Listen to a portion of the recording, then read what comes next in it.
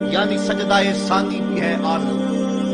رکعت کے 2 سجدے ہوتے، ایک سجدہ ہوا تھا کہ سر انور جدا کر دیا گیا، جب نیزے کی نوک پہ تھا سر تو رخ زمین کی طرف سے تھا۔ شاعر کہتا ذرا غور سے دیکھو سر حسین کیا کہہ رہا ہے، سر حسین کی پیشانی زمین کی طرف ہے، پیشانی میں دوسرے سجدے کی آرزو مچل رہی ہے۔ تو جب امام حسین کا سر کھولی نے نیزے کی نوک پہ چڑھایا، اس نے تو یہ کہنا چاہا تھا کہ ہم فتح یاب ہوئے اور دیکھو ہم نے سر کاٹ لیا۔ کسی نے کہا ذرا غور سے دیکھو یہ تو سر کٹ کے بھی سر بلند ہے، یہ سر کٹ گیا پھر بھی سر بلندی نہیں گئی ہے، اس کا بانک پن پھر بھی نہیں گیا ہے۔ حسین کا سر کل بھی اونچا تھا، حسین کا سر آج بھی اونچا ہے، اس کا نام زندہ، اس کا پیغام زندہ، اس کی فکر زندہ۔ حضرت امام زین العابدین یہ کربلا کے وہ شخص ہیں جنہوں نے سارا منظر اپنی آنکھوں سے دیکھا تھا۔ اتنے دکھ کسی کو نہیں پہنچے جتنے زینب اور زین العابدین کو پہنچے ہیں۔ سب منظر کھلی آنکھوں سے دیکھا، 14 سال کی عمر ہے، بیمار ہیں، تاریخ بتاتی ہے اس کے بعد ساری زندگی حضرت زین العابدین نے ٹھنڈا پانی نہیں پیا، جب پانی پینے لگتے تڑپنے لگتے، کہتے مجھے سکینہ کی پیاس یاد آتی ہے، مجھے علی اصغر کا تڑپنا یاد آتا ہے، ساری زندگی پھر ٹھنڈا پانی نہیں پیا۔ حضرت امام زین العابدین نے یہ سارا منظر کھلی آنکھوں کے ساتھ دیکھا تھا، اور پھر آپ نے دمشق کے بازاروں میں بھی اور کوفے کی گلیوں کے اندر بھی سروں کا یہ قافلہ اپنی قیادت کے اندر جو ہے وہ گزارا تھا۔ جب یزید کے دربار کے اندر حضرت امام زین العابدین پہنچے تو یزید نے پہلے تو جو ہے وہ دکھ کا اظہار کیا۔ بعض لوگ یہاں سے یزید کی بریت کا اعلان کرتے ہیں، یہاں کسی نے بڑی خوبصورت بات کہی کہ قاتل کی پشیمانی مقتول کی اہمیت کو تو بڑھا سکتی ہے لیکن اس کے دامن سے قتل کے داغ کو نہیں دھو سکتی۔ تو اس نے یہ سب کچھ کیا، یہ بس اس کے ٹسلے تھے جو وہ بہانے لگا، لیکن بعد میں اس نے حضرت امام حسین رضی اللہ تعالی عنہ کے دانتوں کے اوپر جو ہے وہ چھڑی مارنا شروع کر دی۔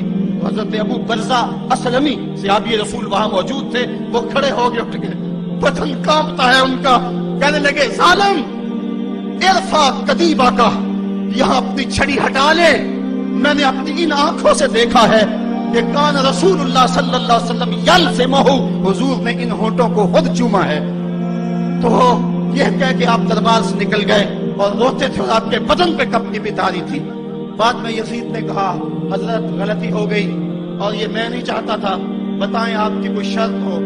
تو آپ نے فرمایا میری 4 باتیں مان لو۔ ان 4 باتوں میں ایک بات یہ تھی کہ سر حسین اور سر شہیدہ ہمارے سپرد کر دو تاکہ ہم کربلا جا کے ان کی تدفین کر سکیں۔ دوسری یہ تھا کہ ہمیں مدینہ حفاظت سے پہنچا دو۔ تیسری شرط یہ تھی مجھے جو ہے وہ جمعے کا خطبہ دینے کی اجازت دو آج دمشق جامع مسجد کے اندر۔ چوتھی بات آپ نے یہ فرمائی کہ قاتلان حسین جو ہے وہ میرے سپرد کرو۔ اس نے کہا ہاں کون ہے قاتل حسین کا؟ لوگوں نے کہا کھولی ہے۔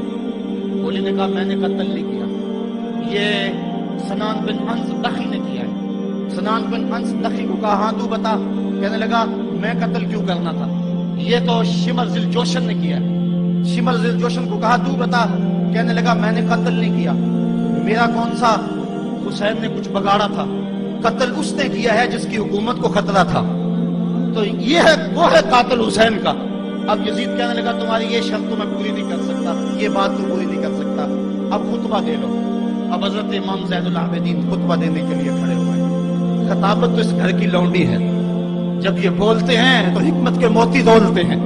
جو ہی امام زین العابدین کھڑے ہوئے، 14 سال عمر ہے اور دمشق کی جامع مسجد ہے، یزید بھی بیٹھا تھا، یاد سلطنت بھی تھے، عوام کا بھی ہجوم تھا۔ جب آپ نے خطبہ شروع کیا لوگ ساروں کے تار رونے لگے، اور آپ نے اہل بیت کے مناقب جب لوگوں کے سامنے رکھے تو یزید گھبرا گیا کہ کہیں لوگ میرے گریبان تک نہ پہنچے۔ اس نے مؤذن کو اشارہ کیا جلدی جلدی اذان پڑھو۔ تو جب اس نے کہا اللہ اکبر اللہ اکبر، تو حضرت شہزادہ زین العابدین نے کہا کہ اس کے اندر کوئی شک نہیں کہ اللہ سب سے بڑا ہے۔